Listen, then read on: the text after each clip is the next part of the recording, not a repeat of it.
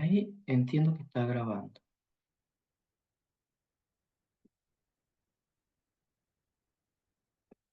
Bien, entonces, la sonda Tacman ya hemos visto.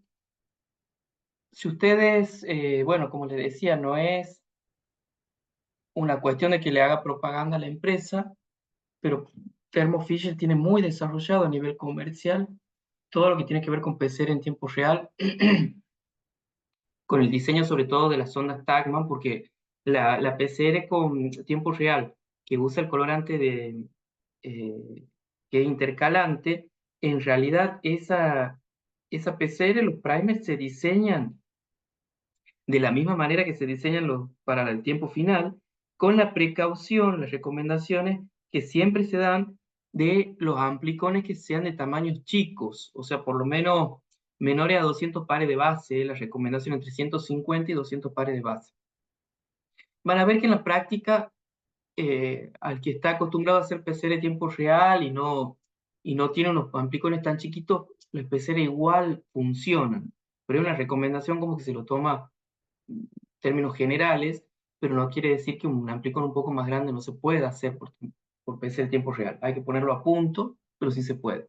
Entonces, lo que es sonda Tacman, que sí necesitan ya el diseño de los primers y de la misma sonda vinculado a ese gen en particular o esa secuencia que ustedes quieren amplificar, eso sí es recomendable hacerlo con alguna página y en algún proveedor de la sonda que le aseguren la calidad de la sonda adecuada. Tienen para trabajar, como ahí lo están viendo en la diapositiva, por ejemplo, bueno, la expresión génica, que es lo básico, también para SNP, para el genotipeo de SNP, para ver número de copia, detección de mutaciones, detección de microRNA. Bueno, las aplicaciones son enormes. Una técnica que ustedes capaz que han escuchado hablar, que es la Nested PCR o PCR anidada, se llama así porque en realidad hace uso como de dos pares de primer distintos. Uno que amplifica una secuencia más grande y después otro que está dentro de eso, está como en un nido, ¿sí? Que amplifica una secuencia más cortita. ¿Ven lo que están viendo acá? El primer par de primer, por ejemplo, en esta secuencia, sería el 1 y sería el 2. Y la segunda ronda de amplificación o con el segundo grupo de primers sería dentro de esa secuencia que se amplificó en las primeras, con el primer par de primers. Es muy útil este tipo de PCR, sobre todo, bueno, tiene una actividad en el foro, pero yo me adelanto un poquito, después ustedes lo resuelven. Pero esta PCR es muy útil cuando ustedes trabajan con secuencia de ADN, su secuencia blanco no es muy abundante, entonces ustedes hacen como una amplificación más general con un par de primer externo y después trabajan amplificando una secuencia más chiquita interno a eso, o sea, ya parten como blanco, no de lo que tenía la muestra, sino de lo que ustedes han podido amplificar con esos pares externos. Entonces, hacen como una amplificación previa, todo en el mismo tubito de reacción, ¿sí? Eh, no sé si lo han visto, no sé si ha entendido cuál es la forma de trabajar. Eh, No, no la vimos, profe. No la han visto. Pero ¿se ha entendido cómo es la idea? O sea, la idea es que nosotros podamos amplificar, pero a veces nos pasa que lo que estamos buscando está en muy pequeña cantidad. Entonces vamos a hacer como un enriquecimiento de nuestra muestra, haciendo como dos grupos de amplificaciones. Una más general, con los primers, en este caso 1 y 2, que son los más externos, se amplifica una secuencia más grande y después se hace ya dentro de ese amplicón que se ha generado, es donde se pegarían el segundo par de primer para lograr visualizar ya la secuencia de interés. Em, tiene que ver sobre todo, o sea, el uso principal tiene que ver con la abundancia de la secuencia que estamos buscando y a veces hasta con las dificultades ¿sí? Por la secuencia que tiene. A lo mejor es muy difícil estos primers de adentro, si nosotros solo usaríamos eso, son como muy exigentes y es muy difícil que se peguen. Entonces usamos los primers de afuera que son un poquito más laxos, donde podemos jugar un poquito más con la astringencia y hacer, digamos, esa. Además, con esto también nos aseguramos de que no haya contaminación, o por lo menos reducimos la contaminación, porque lo que nosotros vamos a ver es el producto de una amplificación previa en el mismo tubo. Entonces, si lo logramos ver, es porque esa amplificación previa que ya se ha hecho con unos primer antes ha funcionado. Entonces, estamos haciendo como dos PCR en una, y eso nos asegura que si tenemos producto, las dos PCR tienen que haber funcionado. O sea, que los dos pares de primer se tienen que haber pegado. Eso le suma también especificidad a nuestra amplificación, porque a veces si se nos contamina, eh, nosotros lo vamos a ver, pero acá es como que se nos tiene que contaminar dos veces la muestra, de alguna manera, ¿sí? Para que lo podamos ver, porque tiene que estar la contaminación que lleva a la secuencia que pega el primer 1 y 2, y después, si lo interno es diferente, por más que se haya amplificado esto, que se han pegado estos dos primers, pero lo interno es diferente, no se va a pegar el primer 3 y el 4. Entonces no vamos a ver un producto al final, ¿sí? Solo vamos a ver si lo que se ha amplificado no ha sido contaminación y ha sido específica de la secuencia que estábamos buscando. Bueno, la, la detección, ustedes fíjense esto, yo no sé si no lo hemos visto, me parece. Bueno, yo les he mostrado a lo mejor en la clase pasada, medio al pasar nomás, pero la detección en el caso de una PCR en tiempo real, justamente tiene que ver con la luz que se emite, ya sea la sonda Tagman o el colorante de intercalamiento, de intercalación que se da en la reacción de PCR. Eh, y se graficaría de esta manera, con esta especie de curva, en donde nosotros tenemos determinados ciclos, esta sí lo hemos visto, pero ven que tenemos determinados ciclos en donde la fluorescencia que tenemos no es importante, nosotros marcamos un threshold ahí, como un umbral, que a partir de esa fluorescencia es donde se empieza a computar la intensidad que a nosotros nos interesa. En este caso también estamos viendo un poco lo mismo, cambiando el, el parámetro. Acá estamos viendo fluorescencia, en el otro estamos viendo cantidad de producto de PCR, pero están directamente vinculados de manera directamente proporcional. Si ustedes se fijan, también tenemos una cantidad de ciclos que para alcanzar una fluorescencia significativa, si nosotros partimos de una expresión baja del gen, vamos a necesitar mayor cantidad de ciclos para poder ver esa fluorescencia. En cambio, si partimos de una expresión que es más elevada de ese gen, nosotros en pocos ciclos ya podemos empezar a visualizar esa fluorescencia. Y ahora sí les presento algo que no sé si han escuchado, la PCR digital. No sé si la han... Creo que no. No, ¿No? no. Porque esto de la cuantificación, uno dice la PCR, incluso la van a ver, en vez de PCR tiempo real, también la van a ver como PCR cuantitativa, o sea, QPCR, porque es la PCR que nos permite cuantificar de una manera casi absoluta, diría yo, porque en realidad siempre estamos tomando una referencia, siempre estamos comparando o un estándar, una curva de calibración. Sí se cuantifica, pero sigue teniendo esa relatividad y siempre esa dependencia de, de otra,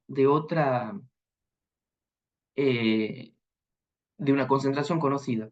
La PC digital es la que es nueva, una técnica relativamente nueva, en donde de verdad se hace una cuantificación a nivel absoluto. Yo he puesto un videíto acá, pero a lo mejor se los dejo para que ustedes lo miren. Pero en esta imagen que están viendo, o sea, después en el PDF lo van a tener para que lo puedan visualizar. Hay muchos videos. Es muy sencillo de interpretar, no hay nada, es más de lo mismo, solo que ha sido muy original la forma en que la han diseñado. Ustedes no sé si están viendo acá, se está formando como, como unas gotitas, ¿ven? ¿Sí? Hay distintos mecanismos, hay distintos equipamientos. Yo les voy a mostrar un equipamiento que está en el mercado, no es el único, pero ¿cuál es la idea de la PCR digital? La PCR digital es llevar nuestra reacción, en vez de hacerla en un solo tubo, como lo hacemos en tiempo final o en el PCR tiempo real, sino hacerla en microgotas, en donde se supone o se espera que cada gotita tiene una molécula de ADN blanco. La idea es generar unas más o menos 20.000 gotitas de la muestra. Entonces, cada gota pasa a ser como un tubito de reacción. Pero como parte de una sola molécula blanco, esa gotita representa o es fácil de visualizar si tiene amplificación o no. O sea, de pronto lo que nosotros veíamos, la sumatoria de todas las amplificaciones en un tubo, acá lo que vamos a analizar es gota por gota. Gota que tiene amplificación, por ejemplo acá, se pinta de color verde. La gotita en donde no ha habido amplificación no se pinta. Entonces, se necesita primero un equipo que genere esas gotitas, ¿sí? Y después, por supuesto, un equipo, un lector para el resultado. Pero lo que sucede en cada gota, en cada esfera, es una reacción de PCR convencional, ¿sí? Yo les muestro ahora, por ejemplo, un equipo, este de Biorad, es uno el que hace, el que genera las nanogotas, ¿sí? Y el otro es el lector, ¿sí? Hay uno que genera, que la idea es de distribuir toda nuestra muestra de tal manera, como les decía, que en cada gotita, en cada una de estas nanogotas, haya una cadena blanco con los primers, los DNTP, todo lo que, la enzima, el buffer, todo lo que se necesita para hacer una amplificación. Entonces, si es positiva, o sea, si hay moléculas blanco, se va a amplificar, va a ser positiva. Entonces ustedes van a tener de las 20.000 gotas, por ejemplo, van a decir, bueno, el 80% tiene amplificación. En otra muestra, a lo mejor de las 20.000 gotas, el 60%. Entonces ahí ustedes, si estamos, por ejemplo, partiendo de un cDNA que partió de un RNA mensajero, en la primera muestra, ustedes están comprobando que si tiene un 80% de amplificación, es porque ha habido mayor expresión del gen, porque el 80% de las 20.000 gotas ha recibido por lo menos una cadena del... En el otro caso, que era el 60%, hay menos expresión del gen, porque el 60%, un 20% menos que el anterior, ha recibido una molécula de una molécula blanco para ser amplificado. Entonces es una cuantificación real, es absoluta, digamos, ¿sí? No tengo que comparar, o sea, yo digo, tal porcentaje, tal cantidad de gotas tiene amplificación o no tiene. Y es un número fijo y determinado para esa condición que nosotros estamos analizando. Este equipo, de lo que les decía, necesitamos de un generador de las gotas que en realidad, bueno, está aquí detallado, son cartuchos. Los cartuchos, no sé si ven, tienen como tres compartimentos que están interconectados, ¿sí? Uno es el de la muestra, que está aquí, en donde se ponen los 20 microlitros de la mezcla de PCR que tiene el RNA, el DNA o el cDNA, o sea, la molécula blanco que ustedes quieren analizar, con los componentes de una PCR, o sea, los DNTP, la enzima, el buffer y todo. Después, en aceite se ponen los 70 microlitros de aceite y en droplet se van generando, porque acá están, ven que están comunicaditos así, está el aceite, está la muestra, va pasando la muestra y va pasando el aceite, se van generando las gotitas de aceite en donde en su interior tienen fraccionada nuestra muestra. Esta carga que ustedes ven, este es un cartucho, ven que tiene 2, 4, 6, 8 canales, eh, son para 8 mezclas distintas, o sea, podemos tomar, por ejemplo, 8 muestras distintas o hacer 8 repeticiones si quieren. Esta carga sí es manual. O sea, ustedes tienen que poner o los 20 microlitros y los 70 microlitros de aceite. Pero una vez que han hecho eso, el equipo automáticamente genera en estos otros pocillos esas gotitas ya de, de la mezcla de este depósito con este, ¿sí? Ese sería el que genera las gotas. ¿Qué características tiene este equipo para que ustedes dimensionen la velocidad?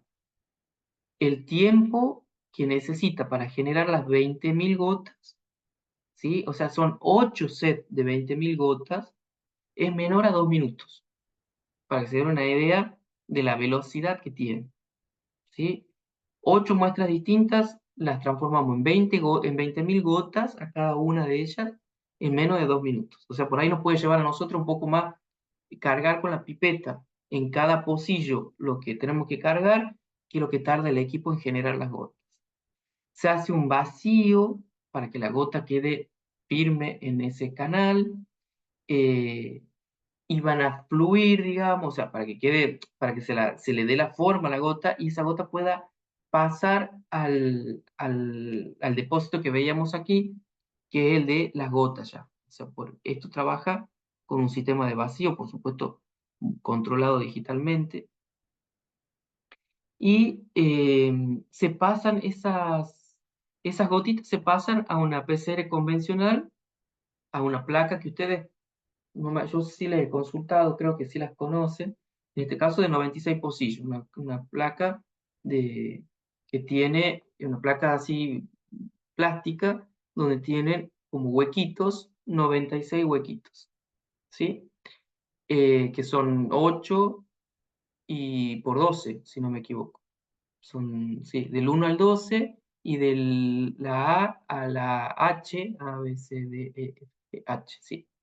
Una fila y una columna. Entonces ustedes saben, en tal pocillito, en el A1 tiene tal cosa, en el A2 tiene tal otra, en B. Entonces, eso se lleva un termociclador, la plaquita se lleva al termociclador, en donde se setea la reacción de PCR. El termociclador da la temperatura, los tiempos de ciclado, todo, y después sí necesitamos para poder visualizar, llevarlo a un lector. Es el otro equipo especial. O sea, por un lado es el que hace las gotas y por otro lado el que lee la placa. En el medio está el termociclador, que es un termociclador de los convencionales con la posibilidad de trabajar en placas. ¿Sí? Ustedes saben que los termocicladores vienen con unas plaquitas para tubos de distintas capacidades, o por lo menos de 200 microlitros y de 600 microlitros, que son los volúmenes que generalmente se manejan de PCR para hacer reacciones de 50 microlitros, por ejemplo, reacciones de 20 microlitros. Entonces se usan esos tubos.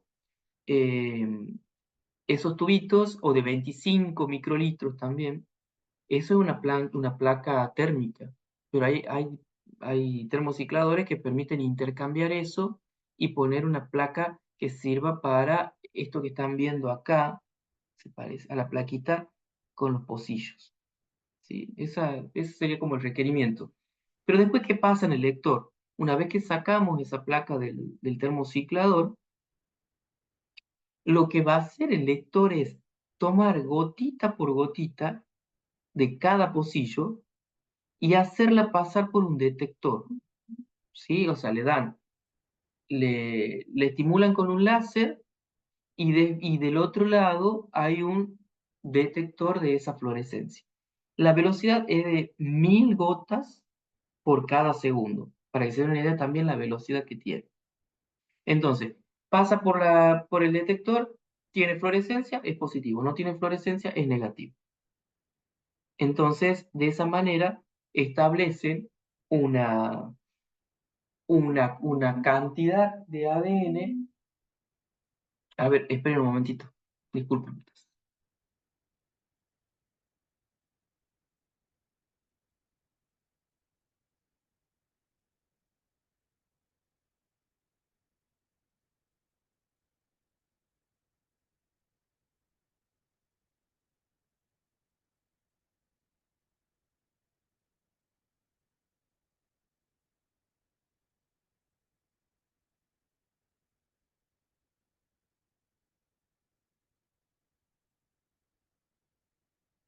Bien, disculpen, me había llamado una alarma y...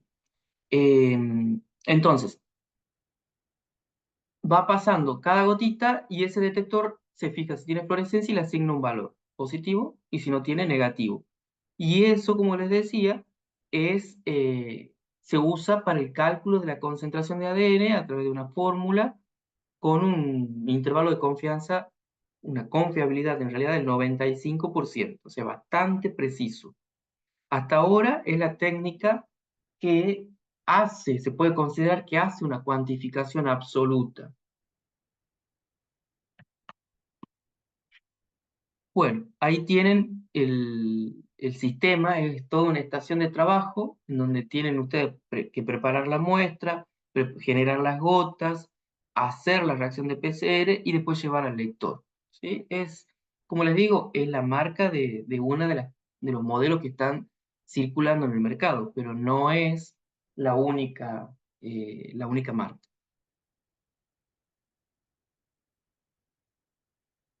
Bueno, ahora no sé si me habían dicho al principio que no lo habían visto. Es así, no lo habían escuchado antes. No, no No, lo veo. Bien. No es algo tan nuevo, ¿no? Pero me parecía que interesante sumarlo. Hay muchas variantes. Yo insisto siempre cuando doy esta clase que PCR es, bueno, realmente una diversidad enorme y no vamos a abarcar todas las variantes, pero esta particularmente, ya que se le ha dado tanta importancia a la, a la PCR en tiempo real, me parece también reconocerle a la PCR digital su importancia en la cuantificación, que no es la PCR en tiempo real la mejor para cuantificar. Y acá les traigo un presupuesto que he conseguido desde el año 2022, pero está expresado esto eran en euros, creo, que era una empresa, si no me equivoco, europea. Fíjense lo que sale el generador de gotitas es 91.156 euros. Y después el otro, el módulo, bueno, por supuesto, del termociclador y un sellador de placa de PCR, porque cuando hacemos, imagínense ustedes que si hacemos la PCR en esa placa con los pocillos abiertos, corremos el riesgo que incluso se evaporen y se sequen las muestras. Entonces hay que taparla, sellarla. Bueno, esa estación de trabajo sale 125.200, o por lo menos salía en el 2022, 125.250 euros. No es una cosa muy cara, si uno se pone a ver, hay equipos más costosos, pero necesitamos para hacer ese tipo de PCR una, una inversión bastante importante, sobre todo, bueno, si uno arranca desde cero, es una de las cosas que tiene que comprar. Después tiene que comprar mucho más equipo, insumos. Y la otra que yo quería comentarles, que no sé si han escuchado la amplificación isotérmica.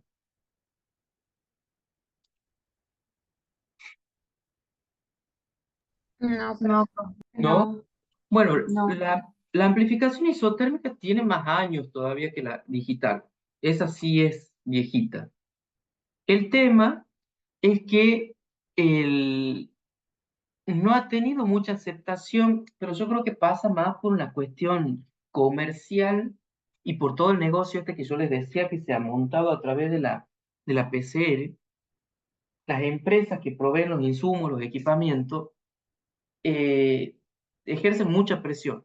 ¿Sí? No es el único caso, hay muchos casos así. La amplificación isotérmica, la ventaja que tiene es que no necesitan un termociclador. Y está diseñado, si ustedes se ponen a hacer el ejercicio después de buscar, que está bueno, o sea, por ahí lo anotan y cuando están en sus casas, ahora cuando termine la clase, se ponen a buscar y van a ver que sí se aplica, incluso hay hasta tesinas que, que se han desarrollado poniendo a punto estas técnicas, al no necesitar un termociclador, esto se puede hacer, por ejemplo, en un espacio, no necesariamente en un laboratorio donde tienen el equipamiento, el termociclador, lo pueden hacer fuera del laboratorio. Entonces, se ha puesto un poco de moda para determinaciones en campo, ¿sí? De algunas enfermedades infecciosas, de alguna parasitosis, en donde no es necesario llevar la muestra, trasladar la muestra al laboratorio, ni siquiera tampoco es necesario trasladar el equipamiento al campo para hacer las PCR. A mí me parece muy atractivo en el sentido de que no tiene una inversión importante a nivel de equipamiento, pero sí tiene una inversión, porque la forma, yo no quiero detallarme, ustedes la pueden buscar y la podemos charlar si quieren en otra clase, pero no quiero detallarme, demorarme mucho en desarrollarla. Sí quería que ustedes estén al tanto, que por lo menos la escuchen, y si tienen el interés de buscar un poquito más de información o papers que hayan usado. Em, el gasto que tiene, en realidad, es de los primers, porque sí requiere de una cantidad grande de primer, por lo menos 16 pares de base, 16 pares de primer, por ejemplo, para amplificar una secuencia. Pero el funcionamiento es, como les decía, al ser isotérmico, ustedes fíjense la palabra, la temperatura permanece constante. Y acá lo que nosotros necesitamos en la PCR, y por eso hacemos uso de un equipo, es que la temperatura vaya fluctuando. Entonces, al independizarse de la temperatura, esta PCR la pueden hacer sin un equipo específico. Eh, yo creo que la mejor forma de entender la amplificación isotérmica es buscando aplicaciones y ejemplos que la hayan utilizado. Así que después, si quieren, lo podemos poner en uno de los seminarios que sea un paper que hable de la amplificación isotérmica. Pero para que sepan que no, si no tienen un termociclador, lo cual, bueno, es raro porque ahora termocicladores, no hablo de primeras marcas, pero por ejemplo, el que nosotros tenemos en el laboratorio es un termociclador, una marca que no es de las más reconocidas, pero es un termociclador que funciona muy bien y no es tan costoso. O sea, creo que uno se inclina más por esta técnica en función de las necesidades de la muestra y no por una cuestión de inversión, ¿sí? Pero bueno, como les decía, hay tesina de grado en donde, digamos, la temática consiste en poner a punto la amplificación isotérmica para el diagnóstico de tal enfermedad infecciosa, por ejemplo.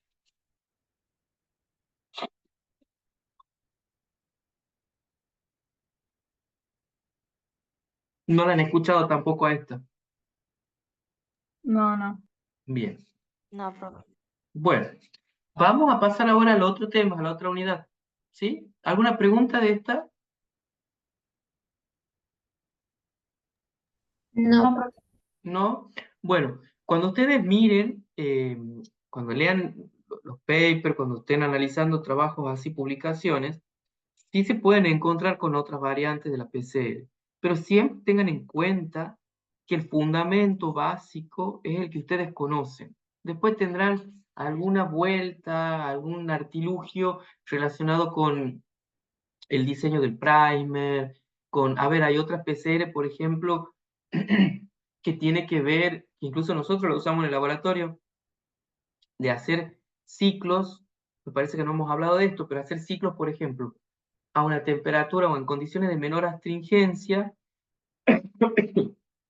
y después empezamos a subir, a hacerlo como en gradiente para asegurarnos la especificidad. Entonces, con menor astringencia, tipo lo que veíamos en este, con los primers, con un solo par de primer, pero en menor astringencia, logramos como, bueno, levantar varias bandas y después cuando aumentamos la astringencia, de esos amplicones que realmente son los específicos y que se han enriquecido en esta primera ronda, que son a lo mejor son los primeros 10, 15 ciclos, sobre esos ya empezamos a amplificar con mayor astringencia. Entonces, tienen como más blanco los primers y al aumentar las condiciones de astringencia se limitan a pegarse en la secuencia que realmente nosotros queremos amplificar.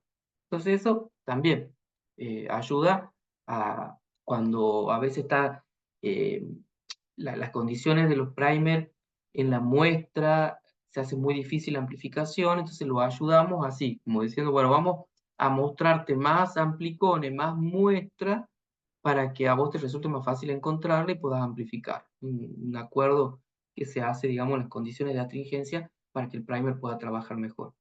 Esa es otra variante que sí la pueden encontrar ustedes en el laboratorio, que la pueden usar, que ustedes pueden verse la necesidad de usarla por esa cuestión, de que, bueno, son condiciones propias de la muestra. Ahora vamos a ver la otra clase. Estamos en clonado celular. Vamos allá.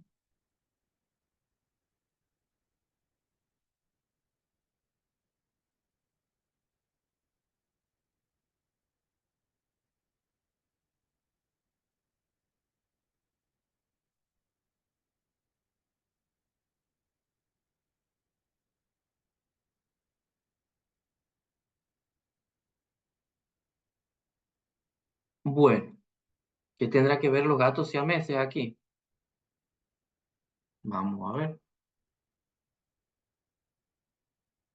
Ah, bueno, esto es una frase como para motivarles a que no se queden con la duda, ¿sí? Cuando tengan alguna pregunta. Bueno, ustedes por suerte participan bastante, así que eso está bueno. No hace falta que le... Pero esto por ahí ha sido, lo he puesto para aquellos grupos en donde no solían participar tanto, no hacían preguntas, entonces la idea era que participen un poquito más. Bueno, vamos a ver. Ahora vamos al clonado celular, ¿sí? En donde nosotros, o sea, recién hemos visto el A celular, que era la PCR, pero insistimos con esto de el clonado celular con el uso de determinados organismos, que en la mayoría son organismos modelos, ¿no? Si ustedes se fijan aquí, lo que yo un poco he representado son los distintos grupos de organismos con los que se suele trabajar en el clonado. Y por un lado está lo que es lo de fácil manipulación y de bajos costos, y yendo para la derecha, los que, bueno, tienen como mayores exigencias, ¿sí? Siempre lo que sea con bacterias, con procariota, suele ser menos costoso e incluso más fácil de manipular. Entonces, a medida que avanzamos, tenemos levadura, tenemos las células de insectos y las células de mamíferos. Las células de mamíferos son como el, el representante más exquisito y el más delicado para trabajar. No solo en clonado, sino en lo que ustedes quieran. Si ustedes, a ver, han hecho microbiología y se acuerdan los medios, ¿qué medios han usado para microbiología? Agar y caldo nutritivo, McConkey, em, papa glucosado, bueno, dependiendo. Hemos usado Bien. varios. Bueno, esos son un poquito, porque son algunos selectivos, son enriquecidos, pero el común de todo, que es bien básico, el LB, ¿verdad? Tiene extracto de levadura, peptona, cloruro de sodio, es muy elemental. Lo conocen al LB, ¿verdad? Sí, Bien, es el básico, el más sencillo. Ahora, cultivo celular con la profe Janina. ¿Han visto algo, verdad? sí, sí. ¿Y y se acuerdan de algún medio de cultivo que hayan usado? Suelen ser rojos, porque tienen un colorante, un indicador de pH. El de MEM, el de el MEP, hay muchos. Pero si ustedes, no sé si han hablado de medio de cultivo, han hablado de los componentes del medio de cultivo para los cultivos de células, no de microbiología. Creo que no. Ah, bueno, no importa, no. Pero si ustedes se ponen a buscar medios de cultivo para células de mamífero, se van a encontrar que son muy, pero muy exigentes. Y la limitación para poner en cultivo algún tipo celular muchas veces pasa porque no se termina de identificar los componentes necesarios para el medio de cultivo que sostenga el crecimiento de esa célula. Entonces ustedes van a encontrar hasta publicaciones hechas de medio de cultivo que se han diseñado para tal tipo celular. O sea, no hay medio de cultivo, por ejemplo, para la célula de la retina del ojo del, no sé, del yacaré, por ejemplo.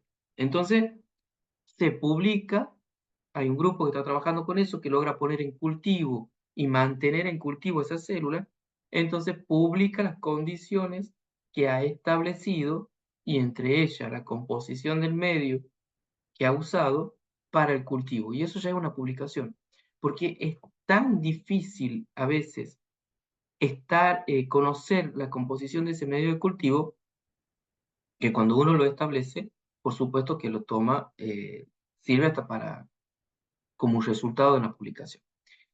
Entonces, las células de mamíferos son muy exigentes. Ahora, el clonado celular tiene como objetivo principal, en la mayoría de los casos, la producción de proteína, ¿sí? La producción de proteína. Dependiendo qué vamos a hacer con esa proteína, es la cantidad de proteína que vamos a necesitar purificar para trabajar. Si ustedes se fijan en este cuadrito, me parece interesante mostrarle porque hace como una, bueno, es general, ¿no? No estamos dando cifras exactas, pero si uno quiere hacer el análisis de la función de una proteína, la cantidad que va a necesitar anda en el orden de los microgramos. Si quiere producir anticuerpos, ya necesita un poco más, miligramos. ¿Por qué? Porque generalmente para producir anticuerpos uno tiene que tener la proteína y usarla como antígeno en animales. Inmunizar ratones, conejos, caballos, lo que sea. Entonces ya a nivel de microgramos y además uno tiene que repetir, tiene que hacer estímulos, hay distintos esquemas para para inducir la respuesta inmune. Entonces necesitamos el orden de miligramos. Cuando queremos estudiar la estructura, ya estamos hablando de una cantidad que va por arriba de los 100 miligramos. Si queremos trabajar con esa proteína en algún diseño experimental para el diagnóstico, para la terapia, necesitamos al nivel de gramos.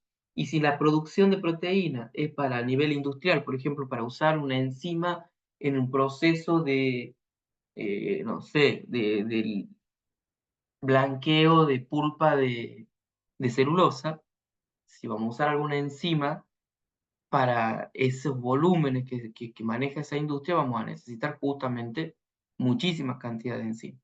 Entonces, también tiene que ver eso, ¿no? El método, lo que nosotros veíamos acá arriba. ¿En dónde lo vamos a producir? ¿Cuánto necesitamos? ¿Cuáles son las estructuras que nosotros tenemos en nuestro laboratorio? Eh, todo es en función, todo ese análisis lo tienen que hacer para saber cuál es el clonado, las herramientas más adecuadas en función de las necesidades que ustedes tienen. Bueno, si nosotros queremos producir, bueno, le decía que el clonado celular tiene principalmente el objetivo de producir una proteína. Si nosotros queremos producir una proteína, vamos a tener que simular, porque yo también siempre les insisto con esto, de que en el laboratorio se usa lo que está en la naturaleza. Nosotros no inventamos prácticamente nada, sino que tomamos lo de la naturaleza para poder usarlo en el laboratorio. Entonces, ¿qué hacemos en el laboratorio? Y bueno, tenemos que trabajar con una secuencia que nos asegure a nosotros la estructura mínima que necesita tener un ADN para poder justamente ser transcripto y después traducido. ¿Cuáles son esas estructuras o esas señales básicas que necesita tener? Y bueno, la secuencia del gen, por supuesto, o del polipéptido, que no solo la secuencia que codifica el polipéptido que queremos producir, y después vamos a necesitar un promotor justamente para transcribir ese gen, y en ese transcripto vamos a necesitar tener la otra señal importante que es el punto en el que se van a unir los ribosomas para hacer justamente la traducción. Y el punto de terminación, porque este RNA tiene que tener una señal en donde le diga a la maquinaria de la traducción, hasta aquí llegó, ¿sí? Entonces, si, bueno, ¿por qué es importante esto? ¿Por qué la estructura básica? ¿Sí? Pero además, también nosotros tenemos que saber que esa proteína que estamos generando, si lo hacemos, por ejemplo, en vivo, si nosotros estamos usando un sistema vivo, tenemos que saber que lo que estamos produciendo, esa proteína recombinante que estamos produciendo, ese polipéptido, si quieren, si no es una proteína, un polipéptido, que cuando empiece a generarse en la célula, esa célula no se intoxique con ese producto. Porque puede pasar que nosotros estamos generando algo, la célula empieza a producirlo y después empieza a morir porque se acumula a un nivel que es tóxico. O no necesariamente es una acumulación, el producto por sí mismo es tóxico para esa célula. Entonces también tenemos que conocer el modelo y tenemos que ver si lo que queremos producir no ocasiona problemas en ese modelo. Profe, y ese gen que quiero expresar, ¿de dónde lo estoy tomando?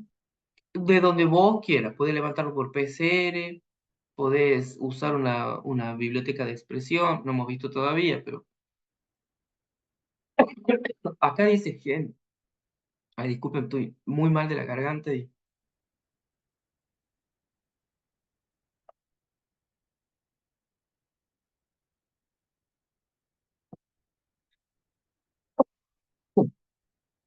acá dice gen, pero a lo mejor es una secuencia que solamente codifica un polipéptido, no es un gen entero, pero ustedes lo pueden tomar, por ejemplo, con PCR, lo levantan con una PCR,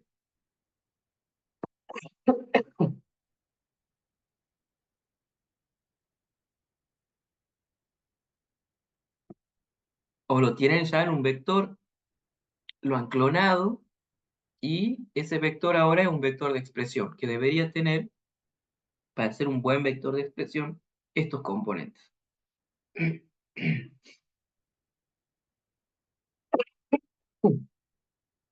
Bueno, disculpen. Em, si bien estas son las secuencias de promotores típicos, que ustedes lo habrán visto y con más detalle en biología celular, estoy seguro. Estas son las secuencias para los procariotas, particularmente para E. coli, y esto en los eucariotas, en donde hay un parecido, ¿sí? Nosotros podemos ver que la Tata Box tiene un parecido con esta secuencia que está a 25 nucleótidos arriba abajo del sitio de inicio de la secuencia del gen, pero fíjense que no son exactamente iguales. Que en E. coli, en E. coli tiene, además del Tata Box, tiene la otra caja a menos 35.